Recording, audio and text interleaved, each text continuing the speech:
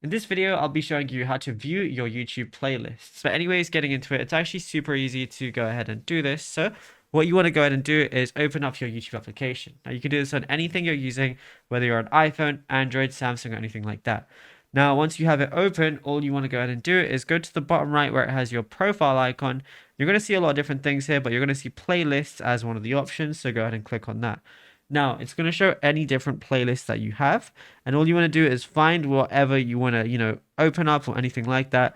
So let's say I want to go ahead on this one. I can click on it, and it's going to show my playlist. I can click on anything else.